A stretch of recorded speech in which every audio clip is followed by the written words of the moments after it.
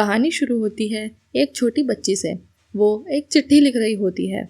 उसमें वो लिखती है कि वो कभी बड़ी नहीं होगी, कभी नहीं बदलेगी। इतना लिखने के बाद वो अपने घर से बाहर आकर खड़ी हो जाती है और सूरज निकलने का इंतजार करती है। लेकिन जैसे ही वो ऊपर की तरफ देखती है तो उसकी आंखें हमें पीली दिखाई देती हैं। असल में वो बच्ची एक वैम्पायर थी। अब जैसे ही सूरज निकलता है और सूरज की रोशनी उस बच्ची पर पड़ती है तो उसका पूरा शरीर जलने लगता है, जिससे वो मर जाती है। यहीं से फिल्म हमें एक ऐसी दुनिया दिखाती है जो इंसानों की नहीं रही। करीब 10 साल पहले एक वायरस पूरी दुनिया में फैल गया था। धीरे धीरे लोग वैम्पायर बनने लगे और फिर वही वैम्पायर इंसानों का खून पीकर जीवित रहने लगे। लेकिन समस्या यह थी कि इंसान लगातार कम होते जा रहे थे। अब धरती पर केवल 5% इंसान बचे थे। बाकी पूरी आबादी वैम्पायर बन चुकी थी। दिन के समय सड़कें खाली रहती थी, दुकानें बंद रहती थी और पूरा शहर भूतों के शहर जैसा दिखाई देता था। लेकिन रात होते ही सब कुछ बदल जाता था। सड़कें भर जाती, ऑफिस खुल जाते और वैम्पायर इंसानों की तरह अपनी रोजमर्रा की जिंदगी जीते दिखाई देते। लेकिन इस समाज के पीछे एक बहुत बड़ा संकट छिपा था, खून की कमी। जितने कम इंसान बच रहे थे उतने ही वैम्पायर्स की तादाद बढ़ रही थी और उनकी भूख मिटाने के लिए खून की कमी होती जा रही थी। उनको जिंदा रखने के लिए उन्हें सिर्फ एक ही चीज चाहिए थी, इंसान का खून। जो वैम्पायर्स पर्याप्त खून नहीं पी पाते थे धीरे धीरे एक भयानक रूप में बदलने लगते थे।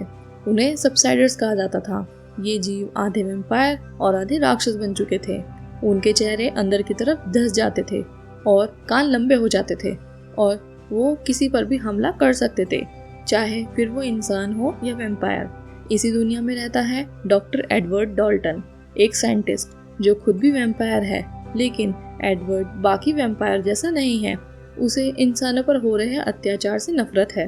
वो एक ऐसी कंपनी में काम करता है जो इंसानों का खून इकट्ठा करके वैम्पायर समाज को सप्लाई करती है, जहाँ इंसानों को पकड़कर मशीनों में जकड़ दिया जाता है और उनका खून निकालकर इस कंपनी के रिसर्चर उस खून पर एक्सपेरिमेंट करते हैं।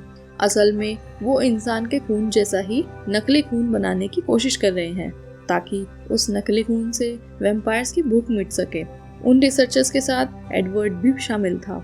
अगर वो सफल हो गए तो शायद इंसानों को बचाया जा सकता है। वो लोग एक वैम्पायर पर अपने सैंपल का यूज करते हैं और वहाँ ब्रोमली, जो कि एडवर्ड का बॉस है, और कुछ ऑफिसर विंडो से इस टेस्ट को होता देख रहे होते हैं। एडवर्ड उस वैम्पायर की बॉडी में ब्लड का सब्स्टिट्यूट डालता है, जिससे पहले वो थोड़ा अच्छा महसूस करता है। लेकिन बाद में जब पूरा सब्स्टिट्यूट बॉडी में चला जाता है तो वो उल्टी करने लगता है और उसकी बॉडी चेंज होने लगती है। उसके शरीर में छाले पड़ने लगते हैं। रिसर्चर उसे तुरंत पकड़ लेते हैं और एक दवाई इंजेक्शन के जरिए उसकी बॉडी में डालते हैं, जिससे उसका हिलना बंद हो जाता है और बॉडी पहले जैसी हो जाती है। लेकिन उसके तुरंत बाद उस वैम्पायर की बॉडी एक्सप्लोड हो जाती है। हर एक्सपेरिमेंट असफल हो रहा है। समय तेजी से खत्म होता जा रहा है। एक रात एडवर्ड घर लौट रहा होता है। इसी बीच वो आईने में अपने कानों को देखने लगता है, जो लंबे और पॉइंटेड होने लगे थे। धीरे धीरे एडवर्ड की बॉडी सबसाइडर में कन्वर्ट होती जा रही थी। ध्यान भटकने की वजह से वो सामने आने वाले कार को नहीं देख पाता और उसका एक्सीडेंट एक दूसरी कार से हो जाता है। जब वो मदद करने बाहर निकलता है तो दूसरी कार से कुछ लोग बाहर आते हैं जो इंसान थे और उनकी लीडर ऑड्री थी, जिसके पास एक क्रॉसबो था जो उसे वैम्पायर से प्रोटेक्ट करता था। वो उसे वैम्पायर से बचने के लिए यूज करती थी। ऑड्री एडवर्ड पर तीर चला देती है। पहले वो एडवर्ड पर भरोसा नहीं करते, लेकिन अचानक वहाँ पुलिस की कार की आवाज आती है। एडवर्ड उन इंसानों से कहता है कि वो लोग उससे ना डरे, क्योंकि वो बस उनकी मदद करना चाहता था। फिर वो उन लोगों को अपनी कार में बैठने को कहता है। वो लोग मान जाते हैं। एडवर्ड अपनी कार का प्रोटेक्शन सिस्टम ऑन कर देता है, जिससे सारी विंडोज ब्लैक हो जाती हैं और जैसे ही पुलिस आती है वो अपने हाथ में लगा हुआ तीर बाहर निकाल लेता है। जब पुलिस वाले उससे इंसानों के बारे में पूछते हैं तो वो इंसानों की गलत डायरेक्शन बताकर कहता है कि वो लोग भाग गए। यहाँ से ऑड्रे को एहसास होता है कि एडवर्ड बाकी वैम्पायर जैसा नहीं है, वो उनसे अलग है। ऑड्री एडवर्ड की कार में उसका आईडी कार्ड देखती, जिसमें उसकी डेट ऑफ बर्थ और डेजिग्नेशन लिखा होता है। उसको रियलाइज होता है कि आज एडवर्ड का बर्थडे है। पुलिस के जाने के बाद वो कार से बाहर आते हैं तो ऑड्री उसको बर्थडे विश करती है और वो लोग वहाँ से चले जाते हैं। एडवर्ड के घर उसका भाई फ्रैंकी डॉल्टन आता है। एडवर्ड के बर्थडे सेलिब्रेशन के लिए फ्रैंकी उसके लिए 100% प्योर इंसानों के ब्लड की एक महंगी बोतल लेकर आया था। वो 2 गिलास में ब्लड निकालता है, लेकिन एडवर्ड ब्लड पीने से मना कर देता है। वो इंसानों का खून पीने की बजाय जानवरों का खून पीता है और इस बात पर फ्रैंकी गुस्सा हो जाता है। दोनों में बहस शुरू हो जाती है। फ्रैंकी कहता है कि एडवर्ड इंसान के ब्लड को हाथ नहीं लगाता, लेकिन ऐसी कंपनी में काम करता है जो अपने फायदे के लिए इंसानों का खून लेते हैं और उन्हें मार देते हैं। एडवर्ड कहता है कि ब्लड का सब्स्टिट्यूट तलाशने के लिए उसे यह काम करना जरूरी है, लेकिन वो फ्रैंकी से भी नाराजगी जाहिर करता है क्योंकि वो आर्मी के लिए इंसानों का शिकार करता है। फिर अचानक एडवर्ड ब्लड की बोतल को उठाकर सिंक में डालने लगता है। तभी फ्रैंकी बोतल उसके हाथ से लेकर दीवार में मार देता है। इसके बाद फ्रैंकी जाने की कोशिश करता है, लेकिन एक सबसाइडर उसके रास्ते में आ जाता है और दीवार के ऊपर जो ब्लड था उसे चाटने लगता है और उसके बाद टेबल के ऊपर रखे ग्लास को भी चाटने लगता है। इसी बीच फ्रैंकी एक चाकू उठा लेता है, जिससे सबसाइडर फ्रैंकी को दीवार की तरफ धक्का दे देता है। फ्रैंकी ग्लास के टेबल के ऊपर गिर जाता है और बेहोश हो जाता है। फिर सबसाइडर एडवर्ड की तरफ बढ़ता है। एडवर्ड एक स्टूल को उठाकर उसे रोकने की कोशिश करता है और साथ ही अपने भाई को होश में लाने के लिए बोलता है, फ्रैंकी होश में आओ। फ्रैंकी उठता है और फिर से चाकू को पकड़ता है। दोनों भाई सबसाइडर पर अटैक करने की कोशिश करते हैं। मौका देखकर फ्रैंकी उसका सिर काट देता है। कुछ टाइम बाद पुलिस मामले की जांच के लिए वहां पहुंचती है और कहती है कि अब सबसाइडर शहर में फैल चुके हैं।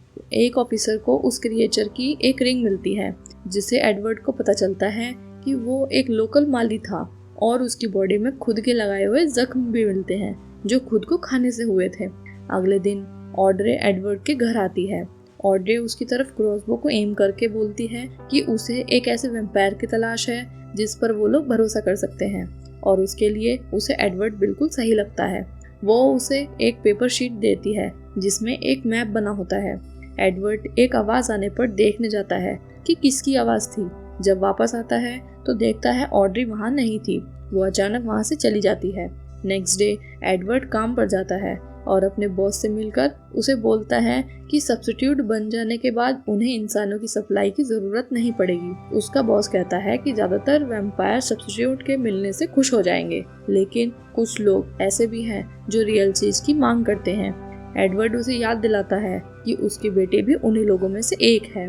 वो वैम्पायर नहीं बनना चाहती थी, इसलिए घर से भाग गई थी। एडवर्ड अपने कार में सन प्रोटेक्शन ऑन करके ऑड्री के बताए एड्रेस पर पहुंचता है।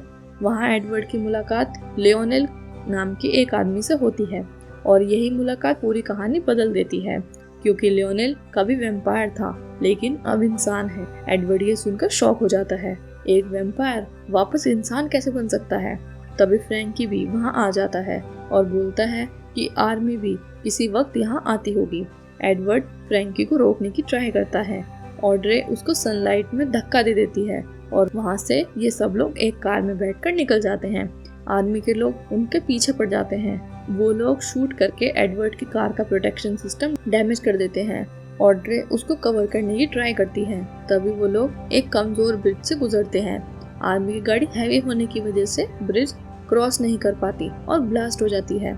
एक सेफ जगह पहुंचकर लियोनेल अपनी कहानी बताता है। एक दिन जब वो सूरज की रोशनी में अपनी कार में जा रहा था, तब उसकी कार एक जगह जाकर टकराई और उसकी बॉडी सूरज की रोशनी की वजह से जलने लगी और वो पानी में गिर गया। और कुछ समय बाद उसने पाया कि वो फिर से इंसान बन चुका है। ये जानकारी एडवर्ड के लिए किसी चमत्कार से कम नहीं थी। अगर ये सच है तो पूरी दुनिया को बचाया जा सकता है। दूसरी तरफ कंपनी में बॉस अपनी बेटी की कुछ तस्वीरें देख रहा होता है। तभी फ्रैंकी वहां आता है।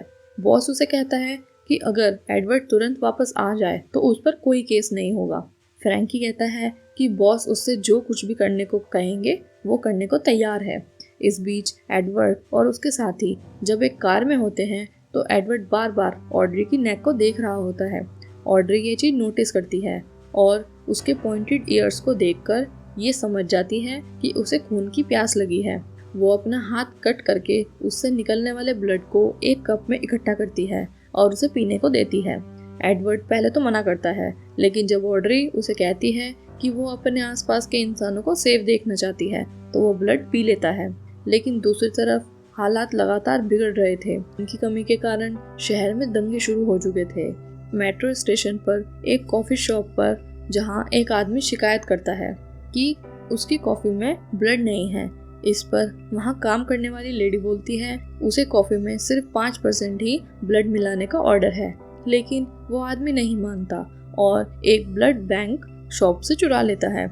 और जब वो उसे पीने के लिए खोलने की कोशिश करता है तो ब्लड चारों तरफ बिखर जाता है, जिससे आसपास जमा सभी लोग ब्लड पीने के लिए पागल हो जाते हैं और हंगामा करने लगते हैं। ये देखकर पुलिस वाले वहां आते हैं और उन्हें बिजली के झटके देते हैं।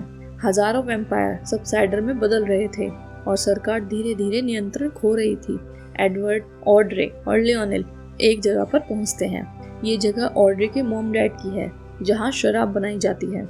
वहां पर कई इंसान छिपकर रह रहे होते हैं। यहीं एडवर्ड लियोनेल के खून पर रिसर्च शुरू करता है। एडवर्ड ऑड्री को बताता है कि वो वैम्पायर नहीं बनना चाहता था, लेकिन फ्रैंकी ने उसे धोखे से वैम्पायर बना दिया। फिर एडवर्ड नोटिस करता है कि वहाँ बड़े बड़े टैंक थे जिसमें अंगूर से शराब बनाई जाती थी। वो सारे टैंक्स एयर टाइट हैं। टैंक में एयर निकलने वाली मशीन लगी थी जो टैंक के अंदर की हवा को तेजी से बाहर निकाल रही थी। ये देखकर एडवर्ड को लगता है कि वो लोग उसका इस्तेमाल आग बुझाने में कर सकते हैं। फिर वो लोग अपने एक्सपेरिमेंट पर काम करना शुरू करते हैं। शायद वैम्पायर को यूवी एक्सपोजर में लाएं और उसके बाद सही प्रक्रिया करें तो वायरस को ठीक किया जा सकता है। लेकिन इसे साबित करने का केवल एक तरीका था, खुद पर प्रयोग करना, और एडवर्ड यही करता है। वो लोग डिसाइड करते हैं कि पहले एडवर्ड को सूरज की रोशनी में लाएंगे और फिर एयर प्रेशर को मैनेज करेंगे, सारी एयर को तेजी से बाहर निकालेंगे।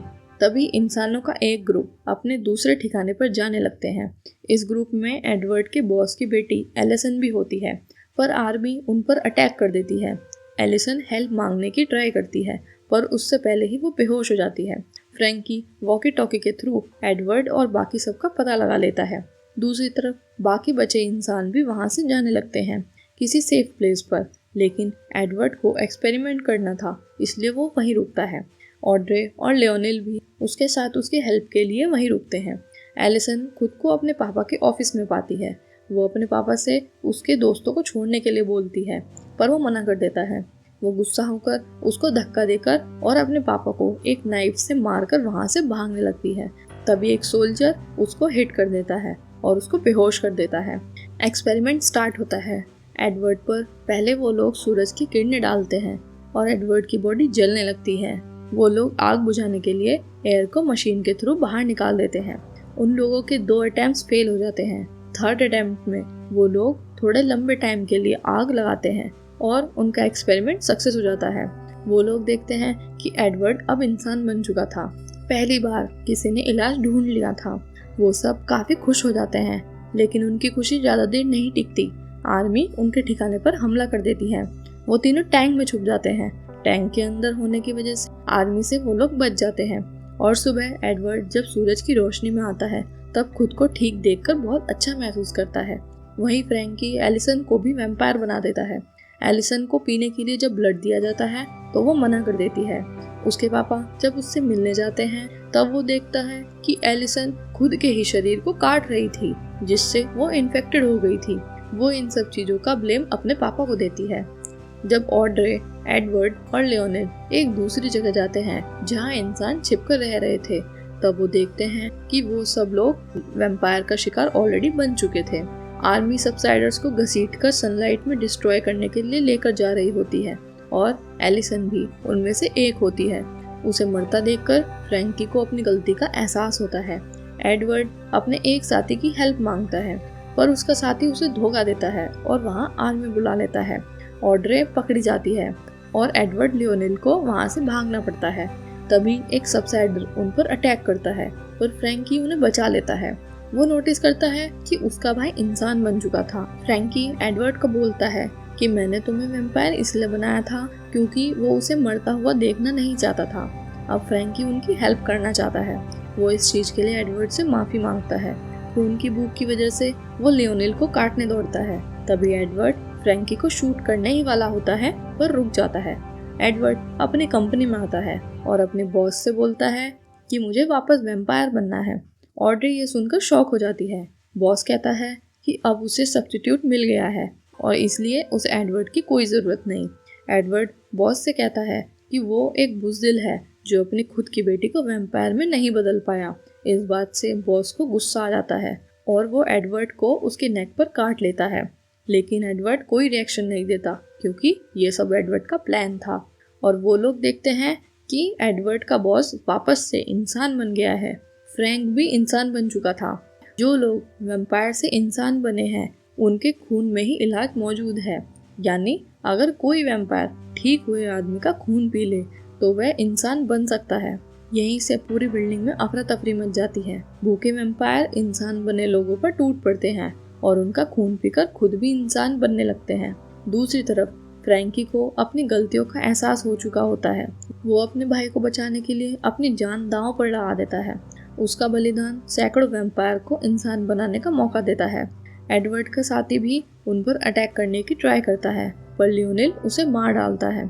आखिरकार एडवर्ड ऑड्रे को बचा लेता है और लियोनेल के साथ वहाँ से निकल जाता है।